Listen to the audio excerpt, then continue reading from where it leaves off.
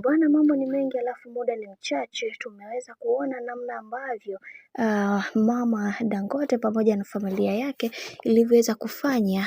kufuru kwa bibiye Zuchu, na ameweza kuzungumza ya kwamba yeye kama mama atapambana sana kuweza kumfanya bibiye Zuchu aweze kuenjoy zaidi katika maisha yake, kwa sababu kuna mengi ambayo yapo na kila mtu anaamini ya kwamba katika kila hatua ambayo wanayopiga Mungu mwenyewe ndiye ambaye anayejua, na ameweza kuzungumza hivi akiwa na akili zake timamu na kusema kiukweli kutoka moyoni, kuna namna namuona bibiye Zuchu ni mwanamke anayefaa, kwa sababu kwa maisha ambayo amekuwa nayo yeye kwa kipindi cha nyuma na sasa hivi ni vitu viwili tofauti, na namuombea sana aweze kuwa moja kati ya mwanamke ambaye atakayeweza kumbadilisha bwana mkubwa Diamond Platnumz kwa tabia ambazo alizokuwa nazo, na naamini kwenye hilo atakuwa ametoboa, kwa sababu kuna tabia nyingi ambazo amekuwa akizifanya Diamond Platnumz na sasa hivi zile tabia hakuna. Hivyo ninaamini katika hili kila kitu kitakuwa katika misingi na mikakati iliyo bora. Sasa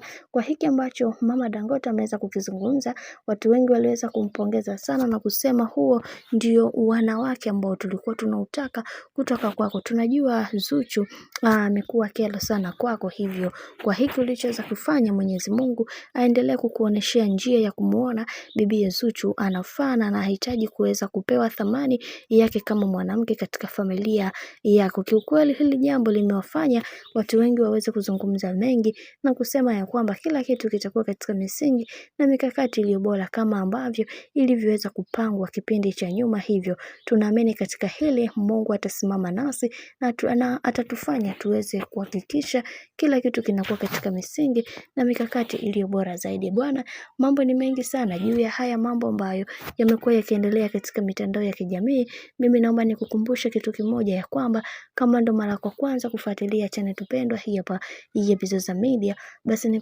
usisahau kusubscribe, kulike, kushare pamoja na kucomment, kwani ukifanya hivyo utakuwa umejiweka katika nafasi nzuri ya wewe kuweza kuendelea kuenjoy na kufurahi pia katika channel tupendwa hii hapa ya Bizoza Media. Mimi sina la ziada, wacha nikutakie siku njema na kazi njema.